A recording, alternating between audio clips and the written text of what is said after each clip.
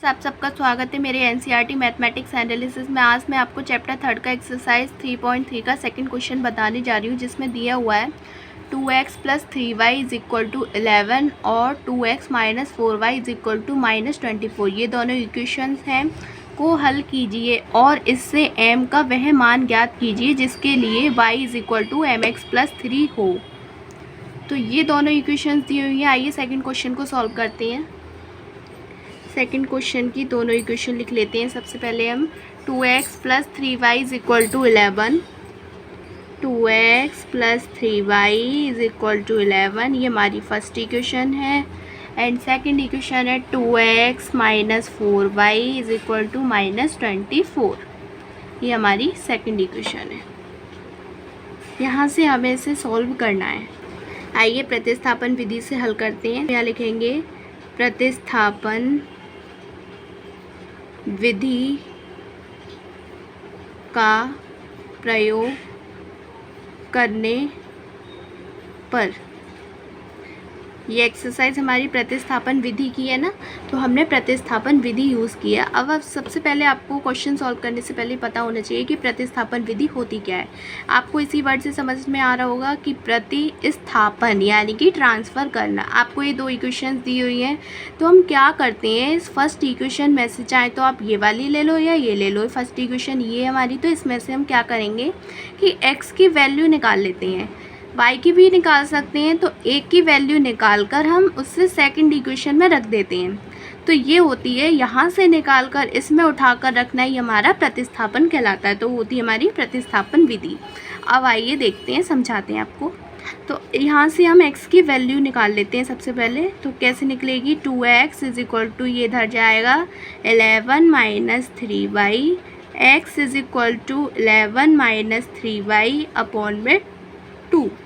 ये आ गई हमारी फर्स्ट इक्वेशन को हमने x की वैल्यू में निकाली। अब इस x की वैल्यू को उठाकर हम इस इक्वेशन में रख देंगे। तो इसे लिखेंगे कि x का मान समीकरण सेकंड में रखने पर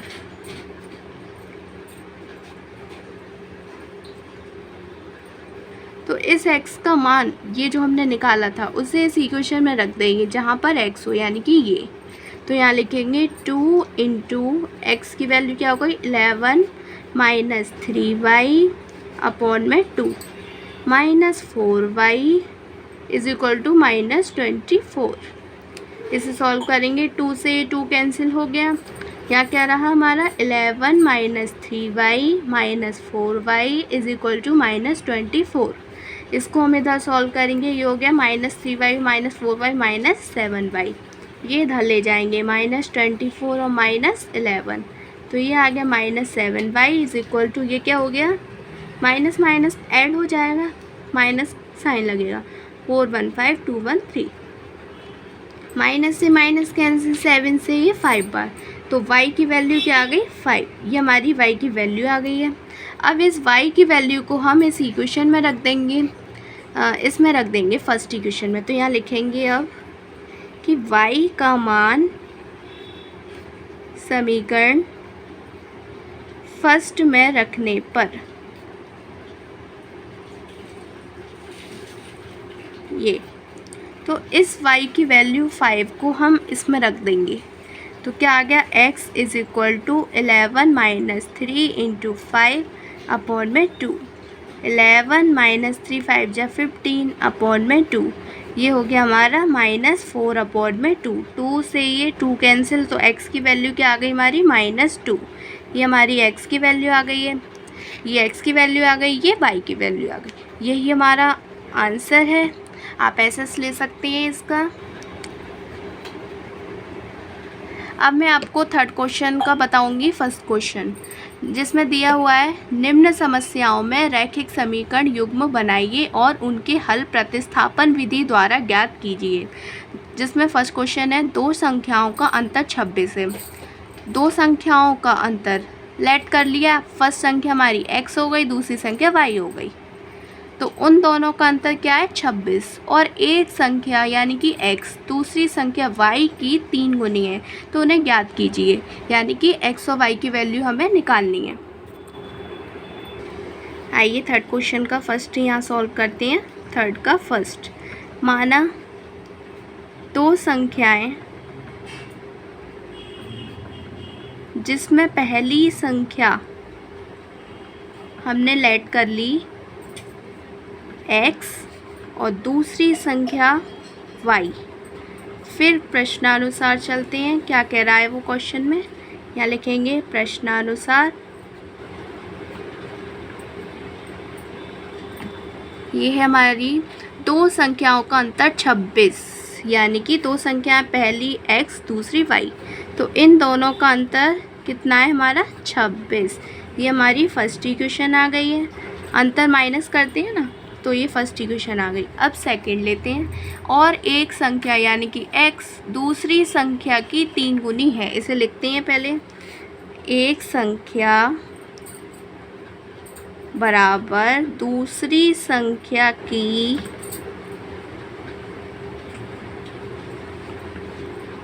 3 गुनी।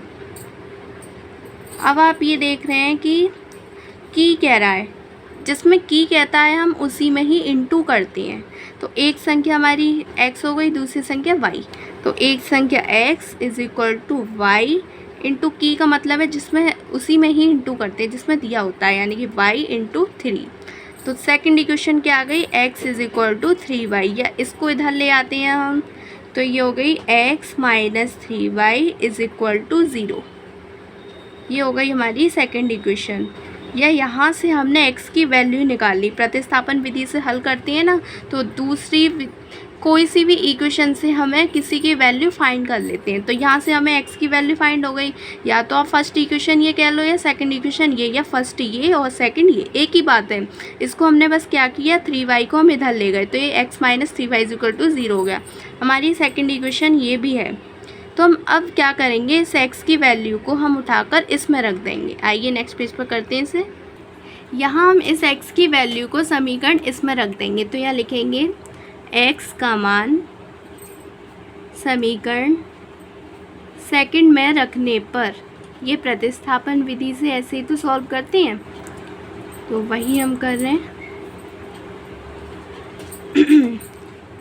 इस x की वैल्यू को हमने इसकी जगह रखा, तो क्या आ गया, 3y minus Y is equal to 26। तो इस सब्ट्रैक्ट करेंगे तो क्या आ गया, 2y इज इक्वल टू 26। 2 से ये 13 कैंसिल हो गया। y की वैल्यू अब हमारी आ गई 13, x की वैल्यू।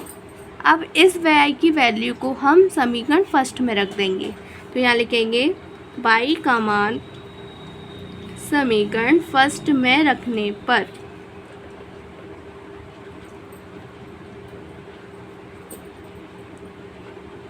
तो इस y की वैल्यू को हम इसमें रख देंगे। तो क्या हो गया, x is equal to 3 into 13। ये y की वैल्यू 13 थी, तो इसमें रख दी 3 इंटू 13। तो क्या आ गई x की value 39। x is equal to 39। 3 3 या 9, 3 1 या 3, ये दोनों वैल्यू आ गई हैं। अब नेक्स्ट क्वेश्चन करते हैं थर्ड का सेकंड पार्ट। वो थर्ड का फर्स्ट पार्ट था, थर्ड का सेकंड पार्ट। ये सेकंड क्वेश्चन कह रहा है, दो समपूरक कोणों में बड़ा कोण। अब आप जानते हैं कि समपूरक कोण दो कौन से होते हैं।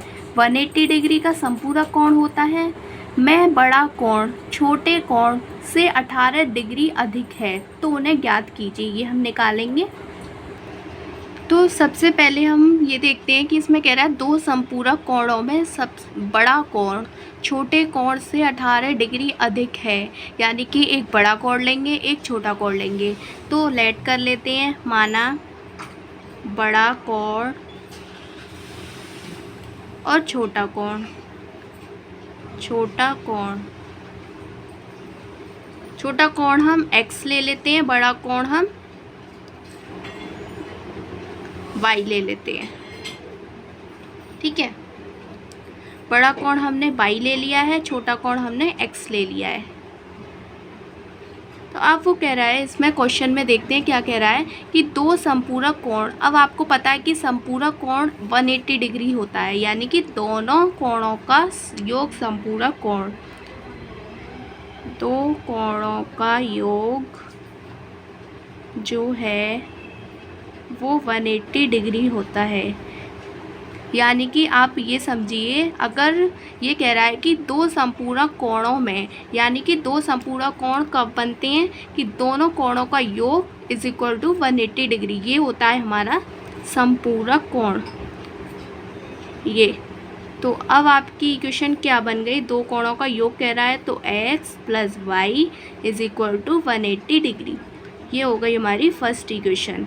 अब आता है सेकंड प्रश्नानुसार कि बड़ा कोण यानी कि y जो है वो छोटे कोण से 18 डिग्री अधिक है, यानी कि इसी में ही ऐड कर देंगे हम। यहाँ लिखते हैं बड़ा कोण,